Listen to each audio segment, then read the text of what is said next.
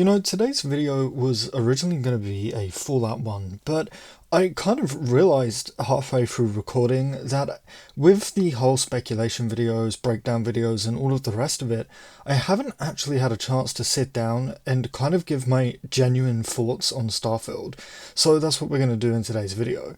And it does kind of make sense for the Fallout video to come out tomorrow instead, but you'll see why if you watch our video tomorrow. And just real quick, if you do enjoy today's video, please do drop it a like. It really does help out smaller channels like myself. And if you want to stay up to date on all of those Starfield leaks, news, discussions, and other content, consider subscribing because we cover all of it over here. Anyway, with that said, let's just get straight into it. So obviously, I think the game looks really great. Otherwise, I probably wouldn't still be talking about it. I definitely have my concerns though. I guess my biggest concern is the whole 1000 planets thing, which I think is concerning everyone, at least everyone that I've watched. I kind of get the vast majority of these planets will be pretty much empty resource farms. Maybe some will have a couple of locations, but it won't be anything major like a regular Bethesda map, you know? And I get it, that's fine. Most planets are empty anyway in real life, right? I guess my real worry is that every planet will be like this.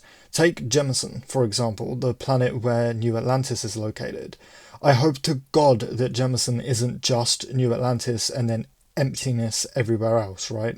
I want to see planets filled with life, with multiple towns, dungeons, caves, or whatever to explore.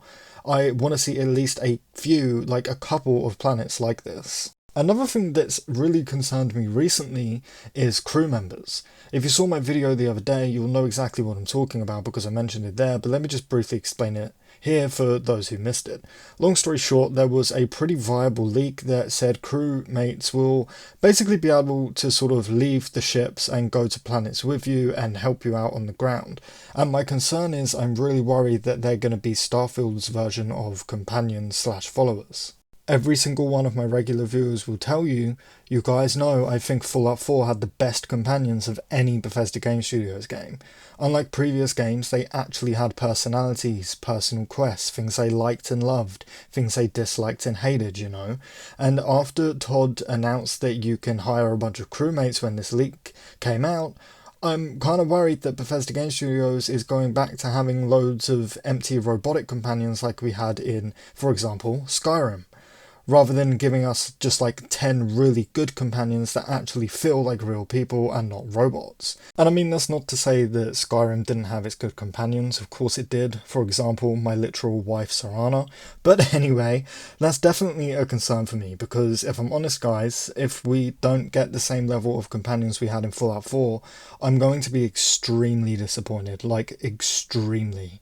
Now, don't take that the wrong way, it won't absolutely ruin the game for me, but it is a major factor of Bethesda Game Studios games that's really important for me personally. But obviously there is a lot that I'm looking forward to, like spaceship customization. You all know I called that a while back. I also want to mention how amazing the NPCs look. These are without a doubt the best NPCs Bethesda have ever made. I really do think that they look absolutely just fucking fantastic. I'm so excited to play this game if you can't tell. And you can definitely tell that Bethesda is using a new engine. I mean, there's still going to be a few glitches and bugs. There's even a little glitch in the trailer which I noticed. I'll show it right here quickly. But you know, that's just classic Bethesda, and honestly every open world game with this much detail is going to release with bugs, and as long as Starfield doesn't release in a state like Cyberpunk or Fallout 76 did, I think I'll be okay.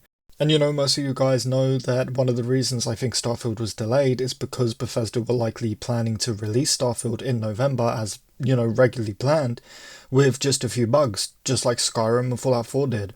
But I think that this time, Microsoft stepped in and said, you know, nope, it isn't good enough, delay, fix as much as you can, and then release, if that makes any kind of sense. And I know a lot of people are concerned about the combat, and while I can fully understand why, I'm personally not that worried about it. I'm more concerned that they're going back to the skills affect your aim bullshit that they did in the older Fallout games. I don't know if it's an unpopular opinion to say, but I really prefer Fallout 4's combat system. Just aim and shoot, dude, don't overcomplicate it, you know? I don't want to have to build an entire character around, for example, rifles just to be able to shoot them properly. It just feels like work, and I really don't want to do that. I will say the new lockpicking system looks really fun.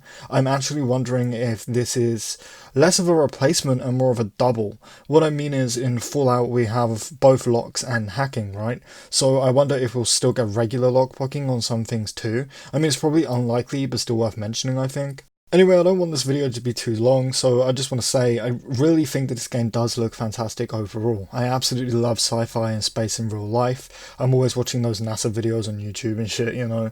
I actually have a telescope I look at planets and stars with. I've always loved space since I was a kid. I remember when I first played a Bethesda game as a little kid and I thought, wow, a game like this in space would be great. And now, like 15 or 16 years later or something, we're finally getting it.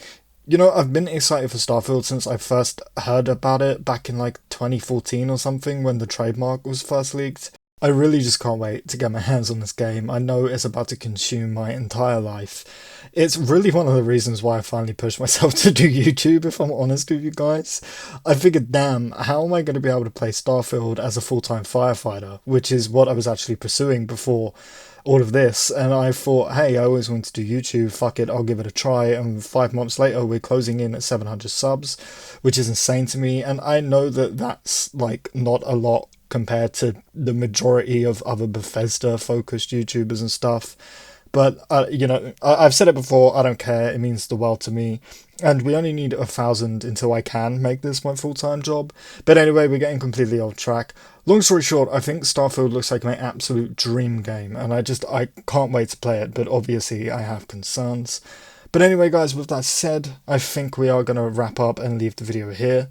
As always, if you did enjoy today's video, please do drop it a like, it really does help out smaller channels like myself. And of course, if you want to stay updated on Starfield leaks, news, discussions, and plenty of other content, consider subscribing because we cover it all here. And also, as I said, we are really hoping to hit 700 subscribers here soon, so your support would truly mean the world. As always, thank you guys for watching, and I really hope to see you in the next one.